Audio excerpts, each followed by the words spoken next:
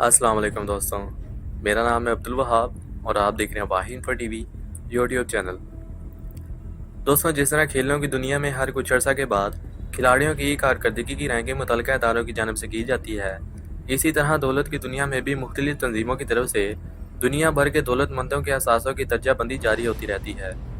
तारीख का मुताला करने पर ऐसे लोगों का भी पता मिलता है जो दौर जदीद के अरबपतियों से कहीं ज़्यादा सासाजात के मालिक रहे हैं। जैसे कि लीबिया के साबिक सदर मुअम्मर गद्दाफी के इक़्तिदार के खात्मे के बाद इनके असासे आलमी तौर पर मुंजमद कर दिए गए थे, जिनकी मलिकियत 200 बिलियन डॉलर से भी ज़्यादा बनती है। इसी तरह रोमन सल्तनत के मार्कस लिसियनस क्रॉसिस के असासों की मालियत आज के हिसाब के मुताबिक 201 बिलियन डॉलर बनती है। लेकिन आपको ये सुनकर हैरत होगी कि मौजूदा दौर के अरबपति, जिनमें एलोन मस्क और जेफ बेजोस जैसी शख्सियात के नाम आते हैं, इनके मुकाबले में तारीख में एक ऐसे मुसलमान हुक्मरान का नाम भी मिलता है जिसकी दौलत का अंदाज़ा मौजूदा और साबका दौर की शख्सियात से भी कई गुना ज़्यादा बताया जाता है। और आज की वीडियो में हम इसी मुसलमान हुक्मरान के बारे में बात करने वाले हैं, तो वीडियो को आखिर तक लाजमी देखिएगा। इस अमीर तरीन शख्स का नाम मंसा मूसा है। यह सन 1312 से 1337 तक सल्तनत माली का हुक्मरान था। मंसा मूसा तारीख का अमीर तरीन शख्स भी माना जाता है। इसने माली सल्तनत पर जिस ज़माने में हुकूमत की, इस वक्त सल्तनत माली मादनियात के ख़जानों से माला माल थी, जिसमें ग्रेनाइट, यूरेनियम, फास्फोरस और सोना शामिल है। इसका अंदाज़ा इस बात से भी लगाया जा सकता है कि 14वीं सदी में सल्तनत माली पूरी दुनिया में सोने की तरसील के निसब की मालिक थी। दोस्तों, यही वो वक्त था जब पूरी दुनिया में सोने की मांग उरूज पर थी और बकौल बीबीसी मंसा मूसा की सल्तनत की हद किसी को भी मालूम नहीं थी। मतलब इसकी सल्तनत इतनी वसी थी कि जिसका अंदाज़ा लगाना नहायत ही मुश्किल था।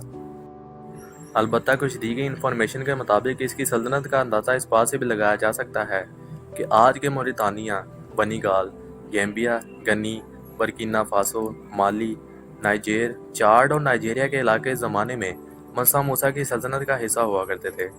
इस ज़माने में टम्बकटो माली का सबसे बड़ा इलाका था, जो सल्तनत के शुमाल में वाक़ था और दुनिया के सबसे बड़े सहरा सहारा के जनूब मगरिब में वाक़ था। टम्बकटो की वजह शोर ज़माने कदीम में अफ्रीका से होने वाली सोने की तजारत थी और यही शहर सोने की तजारत का मरकज़ भी था। मंसा मूसा एक दरवेश सिर्फ नेक और सकी हुक्मरान की शोहरत रखता था। इसके अदल व इंसाफ के मुतअद्दिद किस्से तारीख में आज भी दर्ज हैं।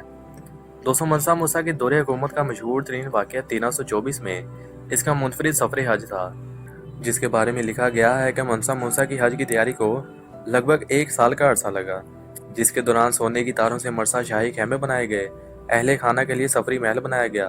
मंसा के ज़हीन तरीन दरबारियों ने हज़ारों खैमों पर मुश्तमिल एक चलता फिरता शहर बना डाला। दोस्तों, मंसा मूसा को सबसे ज़्यादा शोहरत इसके इसी सफ़र हज की वजह से मिली। इस सफ़र हज की वजह से मंसा मूसा की शोहरत ना सिर्फ इस्लामी दुनिया के एक बड़े हिस्से में फैल गई, बल्कि ताजिरों के ज़रिए यूरोप तक इसके नाम के चर्चे होने लगे और लोग इसके काफ़िले को देखकर हैरान रह गए। दोस्तों, लोगों ने देखा कि मंसा मूसा के काफ़िले में 60,000 लोग थे, जिनमें से 12,000 इसके गुलाम और पैरोकार थे, जिन्होंने 4-4 पाउंड सोना उठा रखा था। बकौल इब्ने खल्दून, मंसा मूसा के काफ़िले में इतने ज़्यादा लोग थे कि जिनको नंबरों में शुमार करना मुश्किल था। मंसा मूसा जिस घोड़े पर सवार था, इसके लिए सोने की खसूसी लगामें तैयार की गई थीं। इसी तरह मंसा मूसा के आगे 500 अफराद का दस्ता भी था, जिन्होंने खूबसूरत रेशमी लिबास पहन रखे थे और हर एक के हाथ में सोने की एक एक छड़ी मौजूद थी। इसी के साथ इसके काफ़िले में 80 ऊँटों का एक कारवां भी था, जिसमें हर ऊँट पर लगभग 136 किलो सोना लदा हुआ था। दोस्तों, यह वसीय और रीद सल्तनत माली दुनिया के आधे सोने की मालिक थी और एक अंदाजे के मुताबिक मंसा मूसा ने 125 टन सोना राह खुदा में खर्च किया था। इस सफ़र के दौरान ये जहाँ से भी गुजरता गरीबों की मदद करता, हर जुमा को जिस जगह पर क़याम करता वहाँ मस्जिद तामीर करवाता और वहाँ के हाकिमों और ताजरों से मिलता और इन्हें सोने से माला माल कर देता।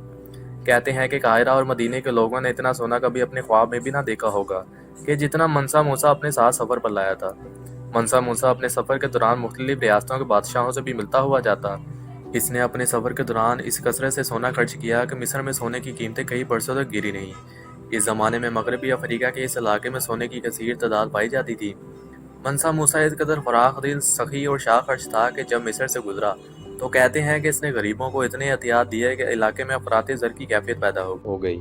और जब मंसा मूसा हज से वापस आ रहा था तो दरबार में सवाल उठाया कि मैं इन इलाकों में माशियत कैसे बेहतर कर सकता हूँ, क्योंकि मेरा इरादा तो नादार लोगों की मदद करना था, جبکہ میرے علم کے مطابق ان علاقوں کے لوگ معاشی عدم تعاون کا شکار ہو گئے ہیں۔ چنانچہ باہم مشورے سے اس نے اعلان کیا کہ جو لوگ اسے سونا واپس کرنا چاہیں وہ اس سے دوگنا قیمت ادا کرنے کو تیار ہے۔ لوگوں نے اس ناقابل یقین پیشکش سے خوب فائدہ اٹھایا اور خیرات اور امداد میں دیا گیا سونا دوبارہ اس کے پاس واپس آ گیا اور لوگوں کی معاشی حالت بھی بہتری کی جانب جانا شروع ہو گئی۔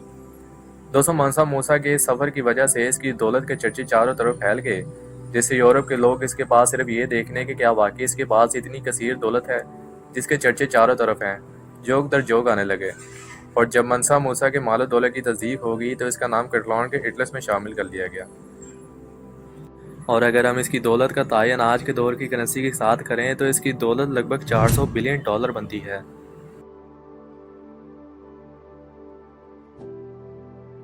آئی ہوپ کہ یہ ویڈیو آپ کو پسند آئی ہوگی۔ یہ ویڈیو آپ کو کیسی لگی مجھے کامنٹ کر کے ضرور بتائیے گا، اور مزید ایسی ہی انفارمیٹیو ویڈیوز کے لیے ہمارے چینل کو سبسکرائب کریں۔